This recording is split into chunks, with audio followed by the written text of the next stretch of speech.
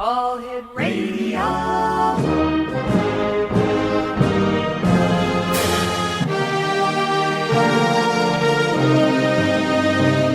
Welcome to the X Zone, a place where fact is fiction and fiction is reality. Now, here's your host, Rob McConnell.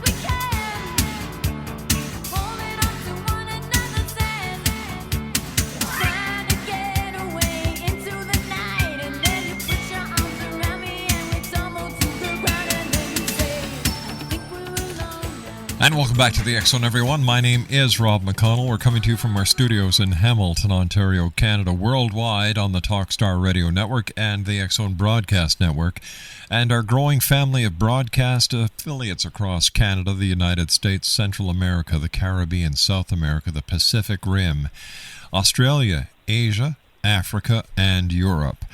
If you'd like to send an email, xzone@xzoneradiotv.com. Our toll-free number worldwide is 1-800-610-7035. And our website, www.xzoneradiotv.com. X Zone Nation, my guest this hour is Dr. Joanne Bishop. She is a highly gifted intuitive, sought after since childhood for her uncanny ability to perceive into her clients' hearts, minds, and souls. Dr. Bishop believes that intuitives in general can offer support and help individuals to visualize the possibilities open to them. Only individuals can create their future by the choices that they make. Dr. Bishop was born into a family of Celtic intuitive women and has exhibited the gifts of second sight since she was 3 years old. Her mother and her grandmother were also intuitive. Although she studied with many teachers, her most significant and endeared was a Navajo shaman who was her mentor for 14 years, teaching her the ways of American Indian spirituality and shamanism. She has both a natural and international client base as an intuitive, trainer, and coach. Joanne has co-authored 3 books on success strategies: Success is a State of Mind, Roadmap to Success, and Success Strategies, a Guide for Higher Achievers, and produces meditation and motivation hypnotherapy CDs, and she is also the president of Crossing Bridges and Associates and has founded LiveLifeThrive.com. Her credentials include graduate degrees in counseling, psychology, and public policy. Her books and meditation CDs are available at her website at www.drjoannebishop.com. That's DRJOANNEBISHOP.com. And Dr. Bishop, welcome to the X Zone. It's a great pleasure having you with us tonight. Thank you, Rob. It's my pleasure to be with you. Tell me, Joanne, what does it feel like to be a truly gifted, highly gifted intuitive in today's world? Well, ultimately, it feels like I walked in 2 worlds, but I have always done that since childhood. I was born into an immigrant family. My grandmother immigrated down through Canada from Ireland. And so I've had what Americans would consider a strange childhood. And because of that, I really wanted to seek out a more scientific balance. And also my grandmother encouraged that. So I've lived in 2 worlds. I can see the value of both. Mm-hmm. And I feel that it's been my life purpose to make bridges with the scientific community and the intuitive community. And so that's been my passion, and it has driven my work most of my life. How are you able to separate the 2 worlds at any given time? Because I would imagine as a very gifted intuitive, you're torn between the people on this side who seek your help, as well as the spirits on the other side who seek your help in contacting the people on this side. Well, I think because I have been born into this family very early, with my grandmother speaking to ancestors for guidance, and then being a very curious-minded child from the beginning, I have been able to actually turn it on and turn it off.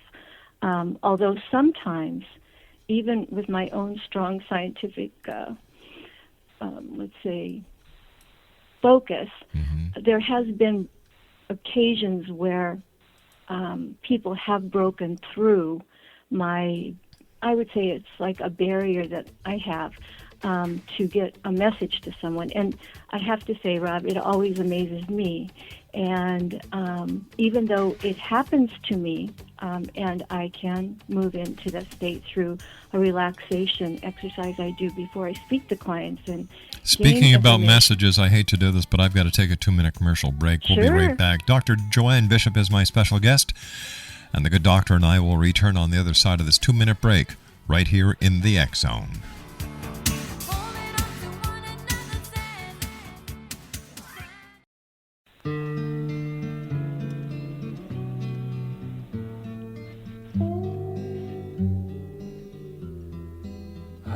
Not a free man, but neither am I chained. And I am not a wise man, but neither am I rearranged. I am not a new man, but neither am I old. I am not a rich man, but I cannot be sold. I am one, you are another. I have a family, you have a mother.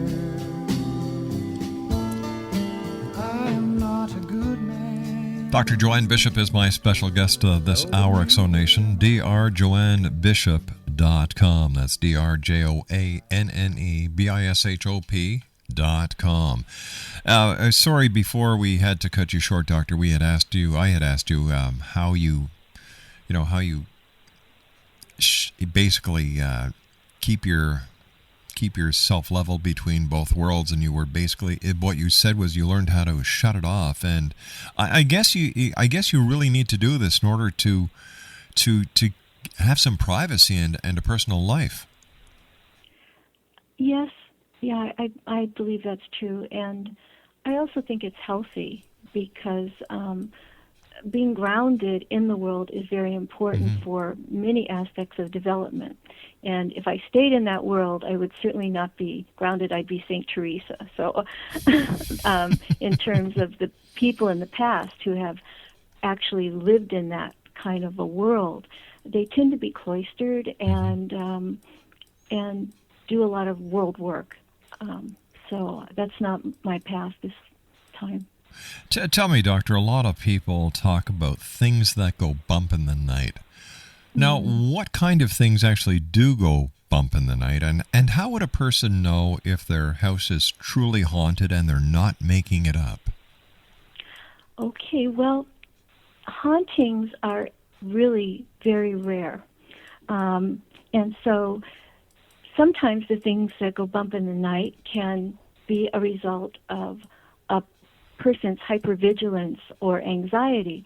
So there's a difference between anxiety, intuition, and being psychic, and also being a bridge to the other world. So my experience is that hauntings occur with people who are already intuitive or sensitive and actually have the capacity to hear the bumps in the night. Here in Hawaii, we have a lot of, I call it breakthrough hearing or audio intuition. And I think that has to do with the place the house is. So if the house has been on Indian burial grounds, it's more likely that you're going to have what someone calls a haunting, because that energy is very, very strong. American Indians and Canadian Indians are very connected to the earth. They put a lot of energy. They love the earth. They revere the earth. Mm-hmm. So those kind of things will create perhaps a haunting. I can tell you a story about Please. a group of, I was a licensed psychotherapist, I still am, but during my practice over, say, 23 years in a certain location in California, I heard from a variety of people who lived on the same street, the same story. They didn't know, of course, each other was experiencing the exact same thing. Mm-hmm. And it was a whole block. And we learned later that that was a Native American burial ground. So the haunting of places is rare, but I believe that it can happen, and it happens because in that part of the earth or where your house is, there's more of a breakthrough of the two worlds. So when things go bump in the night, it can be a heightened level of anxiety that you're having, and there is nothing there. There isn't a haunting. Or it can be people having extrasensory perception, or what they call PSI, and able to tap into something that goes bump in the night. So whether it's a haunting or not, you could call in some experts. If it's a poltergeist, they're finding that it has to do scientifically with adolescent males in the family. So it just depends. There's a lot of variables. You talked about poltergeist, and I remember the TV show Poltergeist, and it seemed to be the events of the poltergeist seemed to be centered on this young little girl. I don't know if you saw the movie Poltergeist, Doctor, but if you did, I was wondering if you could give us your opinion of it. I saw it a long time ago. I think, of course, all media is entertaining, Mm-hmm. and so there has to be a certain level of thrill with the kind of phenomena we're talking about. But usually it is coming from a person who is living and a child who has a level of either extrasensory ability or anger. So poltergeists traditionally have been researched in the 70s and 80s, and it's been found, like the Amityville horror movie, that these occurrences usually center around a lot of kinetic energy coming from a living person or a living child. Wasn't there one study, Doctor, that came out, I believe it was in the 80s, that connected poltergeist in children to sexual abuse? You know, it is an area that I specialized in a very long time, and that is related to post-traumatic stress disorder. Mm-hmm. And what that means is that the trauma of the abuse, Right. sent the child deep within themselves into a protective place where we have different levels of energy called alpha, and we live in a beta wave. That means we're conscious. Alpha wave means we're in a trance. Theta is much deeper, and sometimes you don't remember things. Well, these children, in order to protect themselves, develop that ability to go within themselves and stay in an alpha state. Research, even recently, as early as the 90s, is finding that a lot of extrasensory perception and phenomena can be experienced during that alpha wave state. So yes, to answer your question, sexual abuse or any kind of trauma sends children into themselves. And we see in metaphysical gatherings, like I said, I've lived in both worlds. Yes. And in metaphysical gatherings of people, I think the sensitivity of many of the people have come through either being children of alcoholics, sexual or emotional or physical abuse, and it's that very thing, that ability to survive, that creates their sensitivity. And I believe that, of course, we all need to ground that, and they can use that to move further into development as long as they understand what happened to them. Why do you think, Doctor, that so many people today are turning to the paranormal for explanations rather than looking for rational explanations first? Well, I think it's happened throughout time, but especially in times of strife or great challenge, when things aren't anchored or in balance, as we're finding today. Even if we didn't like a politician, they were reelected over and over, and what's happening is that all of our basic anchors have been lifted in, I would say, in the last 10 years. And the social media has accelerated our ability to communicate, which has all been very unsettling to most people, because what I hear a lot is, I can't keep up. Well, when you can't keep up, you're more vulnerable to feeling hopeless or helpless, sometimes even depressed. So I believe that we reach for a higher level of understanding in order to cope. And I feel that's what's happening today, that more people are reaching for an unknown. A poll was taken just in 2003 by, not a scientific poll, but by Time Magazine, and what they found is 90% of Americans believe in an afterlife or a higher power. 65% believe they have had encounters with the afterlife.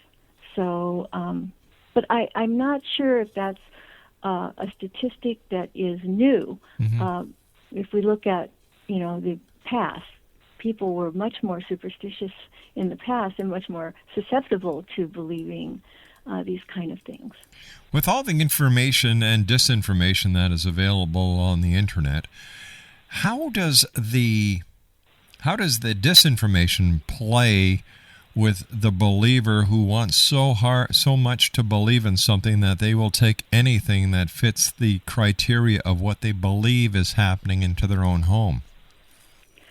I think that is extremely dangerous for people because there is no grounding or what I use as a scientific method, a reflection of, is this true or not? So the acceptance of these things without having a level of skepticism is not discriminating, and you are putting yourself in harm's way by doing that. There are a lot of wonderful, good, solid, grounded people out there that are studying this phenomena and can lead you to both sides of the story. So I think that someone who only gives you one side of the story and only has that one level of perception or ability to think on is not going to be always in your best interest. So bringing it into your home is sometimes hard to get rid of. That's how I feel. Once you've got it there, you are hooked in. So you're going to have to work to get unhooked, especially if you're experiencing financial difficulty, relationship difficulty. You're seeking help. You want help. And you'll take it from wherever you can find it. Doctor, please stand by. You and I have to take our commercial break with the news at the bottom of the hour. X-Zone Nation, our very special guest this hour is Dr. Joanne Bishop. Her website is drjoannebishop.com. And the good doctor and I will return on the other side of this news break as the X-Zone continues from our studios in Hamilton, Ontario, Canada, on the X-Zone Broadcast Network and Talkstar Radio.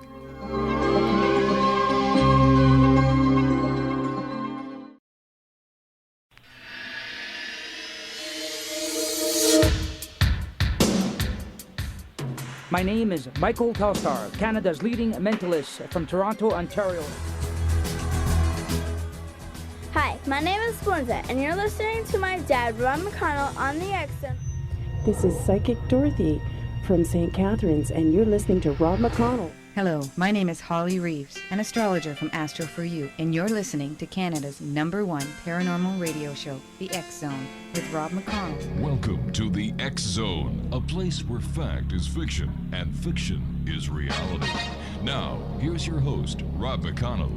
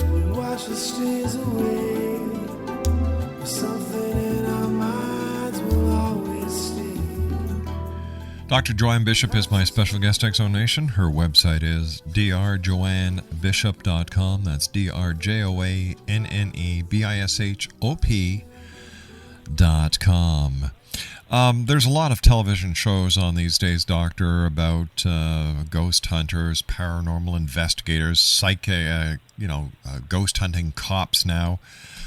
But the one that concerns me the most is the one called Psychic Kids, where they actually do psychic investigations, or so-called psychic investigations with children. Now, are these children in any danger psychologically and emotionally going through these type of so-called investigations with non-experts? I believe they are. Children are still in the developmental process, so we make many decisions about ourselves and our capability, life purpose, between 10 and 11. It's a moral development stage. And I think having them be performance-based with a possible gift can move them into perhaps an unbalanced state. There are organizations forming now looking at the effects of these reality shows on children and the decisions they make, the subconscious messages they have. So I think it can create a level of disappointment in children by being the focus of, let's just say, with the psychic phenomena and intuition, and having an expectation about their lives after this, and setting them up for failure or self-fulfilling prophecy, where they have to perform and they become fraudulent in some ways. So, you asked me the question about the internet, and yes, these two things go together. Tricksters and frauds are out there, and they will never have your best interest in mind. And I don't think they have the best interest of the children, although it is interesting that we are now focusing on the development of intuition in children. And I think we do need to research that. And I think children are way more intuitive than their adult counterparts when they come in, because they're more open, more curious, and they're not so judgmental about the intuitive state that adults tend to get into. But I believe that the ability, it has to be developed in a structured way that has a lot of grounding with the rational mind. And what we're focusing on in these children's programs is just the intuitive subconscious, which actually can't get you through life. You need both. You need a balance between the ability to think and reflect and analyze and the intuition. So, I think the pendulum always swings. Yes, there's danger to the children, I believe, just because I'm a child's advocate. Yeah, so am I. But I think that now we're focusing on the intuition and the subconscious and ghost, and we're not bringing it back to understanding it in a scientific manner, which is important in order to have balance. So the fraudulent practices that are out there will always promise you something forever, and when they start asking for money, or like we see with the reality shows where the children and the parents aren't seen in the best light, there isn't grounding, I don't believe that's necessarily a good thing for children. What would you say to a parent who came to you, doctor, and said, Dr. Bishop, my child claims to see dead people? Well, the first thing I would look at is what is the family environment? What are the family spiritual beliefs? Some spiritual beliefs allow for the intervention of deities or higher spirits, so it would make the child more able, perhaps, to perceive that reality. I'd look for problems in the family. You know, I would look for an overall view of what's going on with this child. I believe that children do see dead people. I saw dead people from a very early age. So it's a matter of helping the parent not close off that ability in that child, but yet help the child understand or explore with that child what this means. When does it happen? And not make fun of the child, but to respect that this child may be having a paranormal experience a lot of the time. I know my godson, they're very more academic kind of people. I've always been an anomaly to them, even though we met in school. But he, at 5, said, "Mommy, I remember being between your bones." And now that could have come from nowhere but this little boy, and he really meant it. So I believe children have that extraordinary perception closer to the surface than we do. So what I tell the parent is, let's look at the patterns, let's start, writing down just, when these things happen, let's see if there's a stressor involved, or let's just see if this child has a gift. And it can be developed. When you saw dead people as a child, what did they look like? Did they look like ordinary people? If a person passed away at the age of 80, did they look like an 80-year-old, or did they look as they would have in their prime of life? That's an interesting question, because some people do see themselves at their prime, which I feel,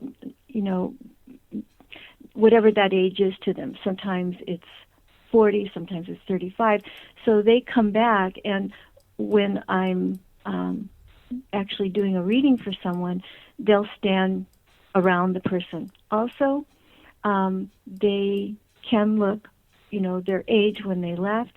They can also be in a more traumatized state still from a long-term chronic illness, so they don't even look like themselves. But I feel what I'm blessed with is that they always give me a symbol of something that I could never know about.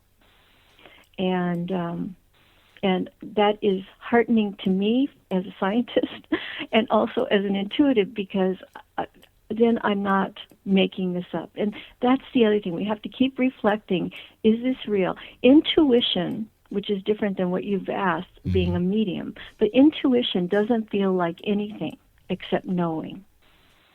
It's a clear, neutral space. Right. And, so when I do see them, they come in all shapes and sizes, but they are standing in front of me as if they're real. That's how I see people. They're at a higher level. People say, "Well, can you see through them?" No, you don't. You don't see through them, but you do see that it is a different vibration than the denser energy that we live in. And angels, by the way, come in colors for me, and I do believe there are angels. I was just going to ask you about angels and spirit guides, because everyone talks, well, the people that we have on this show who are mediums or channels or gifted intuitives talk about how there are angels and spirit guides, and there are those who there seems to be a cross mix of what the job of an angel is compared to a spirit guide. And I was wondering if you could help clarify for me what the job of an angel is and what the job of a spirit guide is. An angel, of course, has never been embodied, has never come to the earth to live. They're actually a form of energy, and so usually they come for our protection or as a messenger, and that's their work as long as we're alive. So when you see, like through the Catholic religion, a prayer card with the angel walking with the child, I believe that we have the child in us through adulthood, and that angel, there is a protection. You know, I hear so many near misses, and people know in that moment when they're near missing death that something pulled them back or had their protection in mind. So that is one form. A spirit guide is not usually an angel. I don't, unless you're a medium that has believes that you're having an angel come through you. It's a departed person who you know or don't know, can be in your ancestral line or your genealogy, and has come back as their purpose, as long as you're alive, to help and guide and provide perhaps wisdom for you. Many times when I'm doing a reading, I'll see a grandmother, and I know in that moment when I see her that this grandmother will stay until this person, say a grandchild or an adult, leaves. And that's their way of serving and evolving, letting their souls evolve. So a spirit guide is someone departed. An angel has never been embodied in physical reality. But both of them have the same work, I think, and that is to help us learn and grow and evolve and come to our own wisdom. Tell me, has there ever been a time when the darker side, the demonic side, has manifested itself to you? Yes. How do you deal with that? How do you deal with the demonic side of the spirit realm? First of all, I own my fear. I believe that evil or demons have many purposes, as the light does.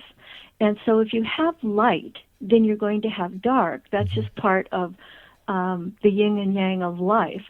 So I think it's important for us to realize that kind of energy is out there. It also takes the form of people. I mean, it's real life people who continue to have their own best interest in mind all the time and will commit fraud. That's a level of darkness for me. So I don't see it so much as a demon as I do see different levels of darkness. They tend to come around people when we're most vulnerable, and many people say they see demons.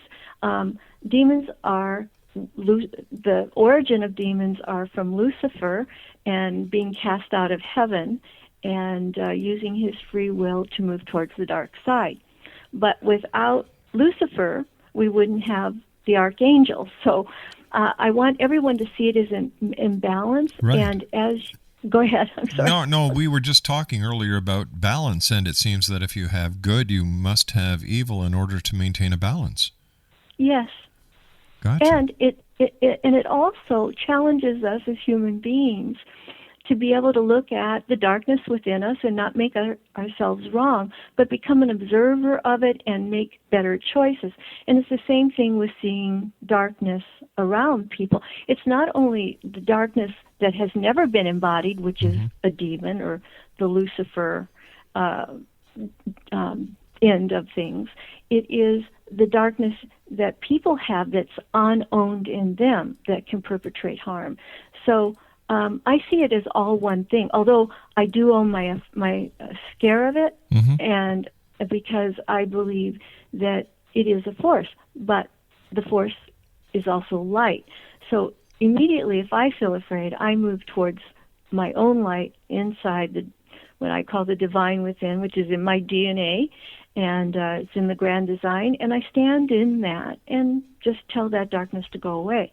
But I think it's important to own your fear of it. And if you don't, you're going to make up stuff about it, and then it's going to be running your life because you're afraid, and now you're making up stuff about it.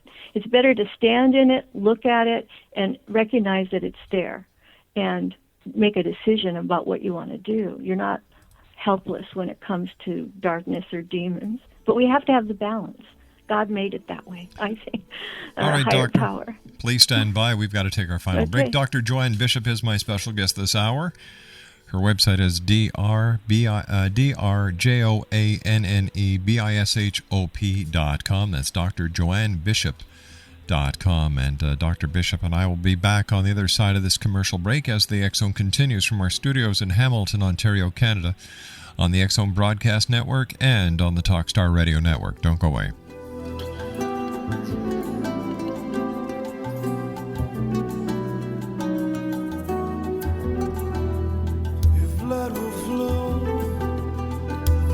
Steel I want, drying in the color of the evening sun.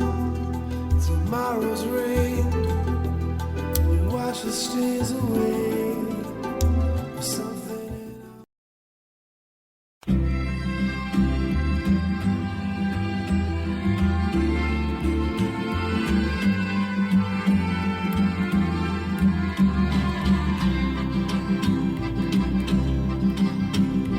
talk like Marlene Dietrich, and you dance like Zizi Jeanmaire. Your clothes are all made by Balmain, and there's diamonds and pearls in your hair. Yes, there are. You live in a fancy apartment off the Boulevard Saint-Michel, where you keep your Rolling Stones records and a friend of Sacha Distel. Yes, you do. But where do you go to, my lovely, when you're alone in your bed? Tell me the thoughts that surround you. I want to look inside your head. Yes, I do. I've seen all your... Exo Nation, our special guest this hour, all the way from Hawaii, has been Dr. Joanne Bishop. And Joanne, thanks very much for joining us. It's been a great pleasure talking to you. And I do hope that you keep your great work up, because I have a feeling, and I'm not an intuitive, I'm not psychic, I'm not a medium, but just for talking with you over the past hour, I believe that you're touching a lot of hearts and making a lot of positive differences in a lot of lives. Thank you for that.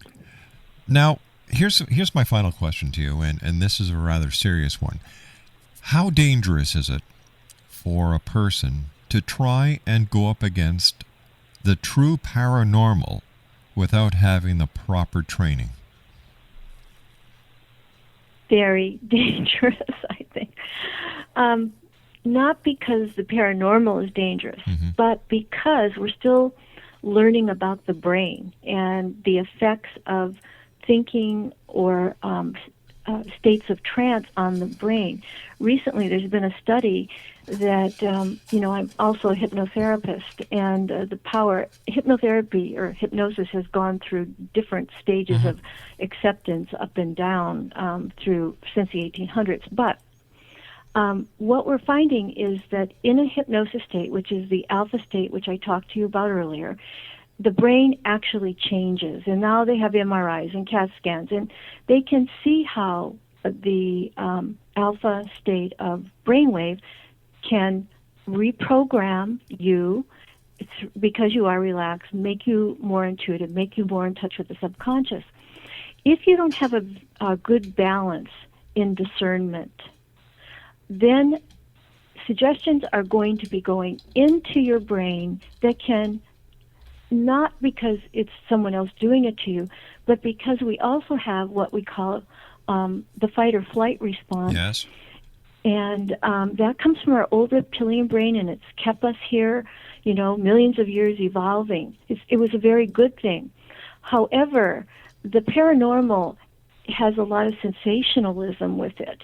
And so depending on who the practitioner is, you can become very dependent or frightened by some of the phenomena that they say is going on.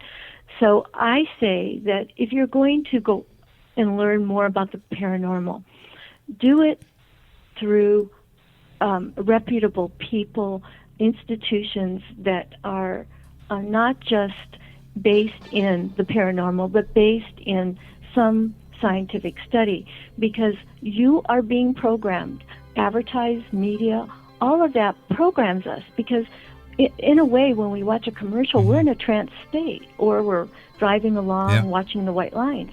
So lots of information is going in there that can activate the old fight or flight Doctor, response. I hate to do this, but we've got about 20 seconds, so I guess the answer is yes, it is dangerous, and it's always best to seek a professional out before doing anything. Yes. Doctor, thank you very much. Love to have you back on in the future. Dr. Joanne Bishop has been our guest this hour. drjoannebishop.com. We'll be back on the other side of the news. Don't go away.